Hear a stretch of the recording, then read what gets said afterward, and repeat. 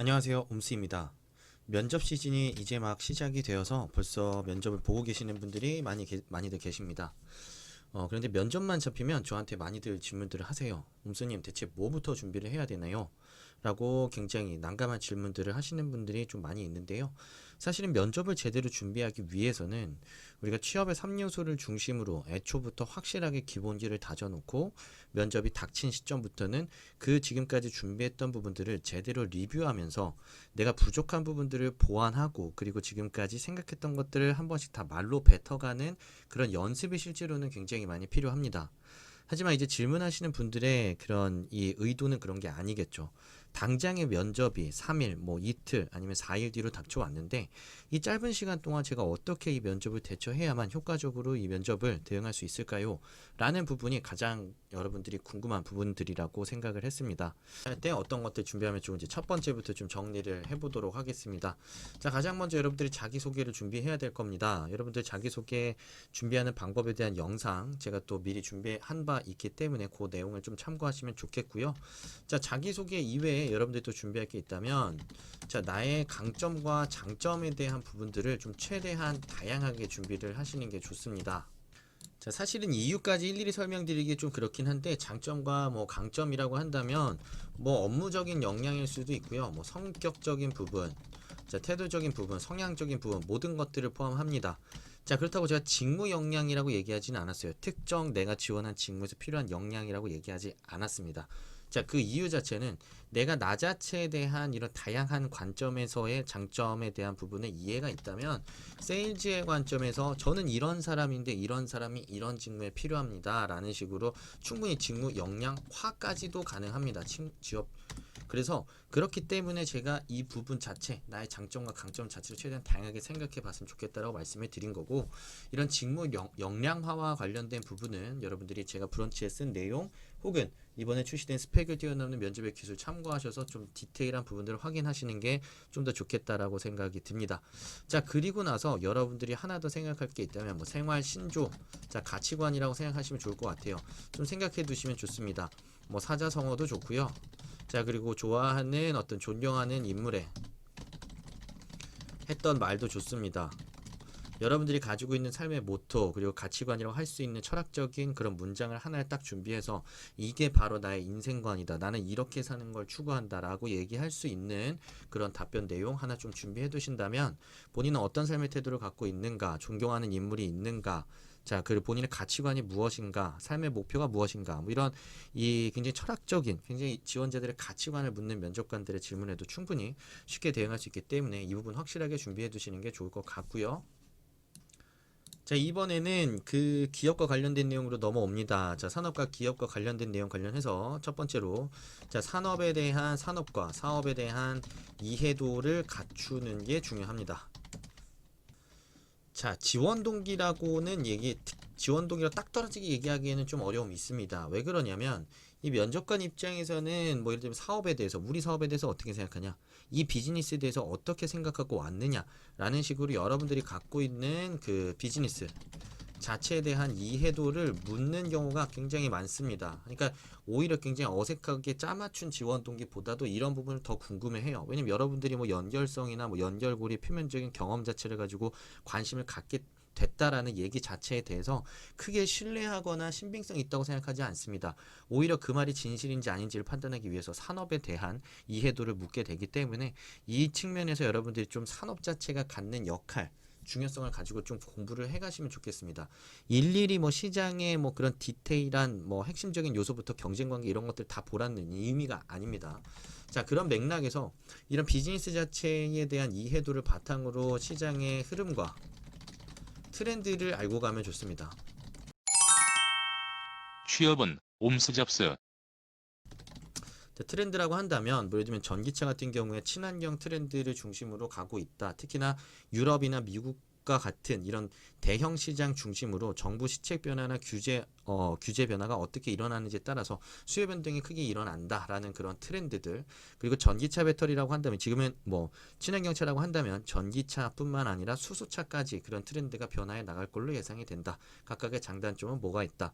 자, 전기차 트렌드라고 한다면 가장 중요한 게 뭐라고 어떤 부분이다 라는 식으로 그런 지금 현재 그 산업 분야에서 일어나고 있는 거시적인 흐름 변화 자체에 대한 부분을 좀 이해를 하고 가시면 좋습니다. 세세한 내용을 얘기하는 게 아닙니다. 예를 들면 뭐 유럽 시장의 규제가 몇 년도까지 어떻게 되는지, 미국에서는 뭐 캘리포니아주에서 그런 전기차 판매를 언제까지 통제하고 있는지, 이런 것들까지 일일이 공부할 시간이 없어요. 제가 지금 오늘 면접 준비 컨셉은 바로 이겁니다. 내일 모레 들이닥친 면접에서 반드시 준비해야 될 것들. 자, 그렇기 때문에 이런 내가 지원한 산업과 사업 분야에서의 흐름과 트렌드를 명확하게 알고 가는 게 중요하고요. 자, 그렇다고 한다면 내가 지원한 기업에 대한 것들 뭘 준비해야 되느냐? 지원한 기업 자체. 자, 마찬가지예요. 일일이 모두 다 공부하고 암기 불가능합니다. 자, 이거 많이 안다고 해서 그리고 붙여주지도 않아요. 그렇기 때문에 여러분들이 이 가기 전에 반드시 하나만 좀 했으면 하는 게 뭐냐면 기업에 대한 관점 하나만 정립하고 하자. 이게 무슨 뜻이냐면 팩트를 3개 암기하는 것보다 팩트 한두 개를 보면서 내가 생각한 이 기업의 장점이 뭔지에 대한 여러분들의 견해나 해석을 들고 가라는 의미입니다. 그래서 뭐 예를 들면은 LG화학 같은 경우에는 뭐 이런 차별적인 기술력 바탕으로 압도적인 경쟁 우위를 지속적으로 끌고 갈 수 있는 유일한 기업이라고 생각한다. 자, 이유는 뭐다? 팩트까지 같이 제시해야 돼요. 그래서 분명한 관점 제시 그리고 관련된 팩트 제시 요거까지 하나만 분명하게 들고 가라는 의미입니다. 뭐 그것밖에 모르냐라고 물었을 때 뭐 사실은 제가 회사에 대한 관심이 많이 있었지만 그런 디테일한 뭐 기술 트렌드 변화 아니면 어떤 이 디테일한 시장 변화에 대한 부분까지는 뭐 깊이 있게 숙지를 못하고 있다는 점 자체는 뭐 면접관님에게 죄송하다고 말씀드리겠다 뭐 얘기한 다음에 들어가서 열심히 공부하겠다 그런 식으로 커버할 수밖에 없습니다. 왜냐면 시간이 없잖아요. 시간이 없는 게 지금 컨셉입니다. 자, 그래서 요 부분만 여러분들이 분명하게 준비하고 가셔도 기업에 대한 것들은 어느 정도는 좀 대처가 될 수 있겠다 생각이 들고요. 자, 직무에 대한 것도 마찬가지요. 직무에 대한 공부하고 가십시오. 자, 해당 직무에서 수행하는 업무와 역할이 무엇인지 정확하게 공부하고 가십시오. 자, 여기와 같은 맥락입니다. 여기 4번에서 얘기한 것과 같은 맥락이에요. 자, 그러니까 여러분들이 뭐 해외 영어, 뭐 그러니까 해외에 나가서 뭐 이런 이 국위 선양하는 거에 관심이 있다, 뿌듯하다 이런 얘기 하는데 CR도 안 맥힙니다. 그렇기 때문에 면접관이 물어요. 해외 영어 뭐 하는 일이라고 알고 왔냐? 무슨 일을 수행하냐? 그러니까 네가 직무에 대해서 이해하고 지원한 거냐 이걸 확인하고 싶다라는 겁니다. 그래서 이런 질문을 하게 될 텐데 그렇기 때문에 질문 자체에 대한 이해 갖춘 다음에 이것들을 일목요연하게 정리해서 답변할 수 있게끔 준비하시는 게 좋겠습니다. 그래서 1차적으로 그거 좀 준비해 주시고요. 자, 본인이 갖고 있는 직무 역량 준비해야겠습니다. 뭐 2가지 정도 준비하시면 좋을 것 같고요. 2가지 정도 준비하시고요. 자, 관련된 경험과 근거까지 준비하시면 좋겠습니다. 자, 직무 역량은 뭘로 제시하냐?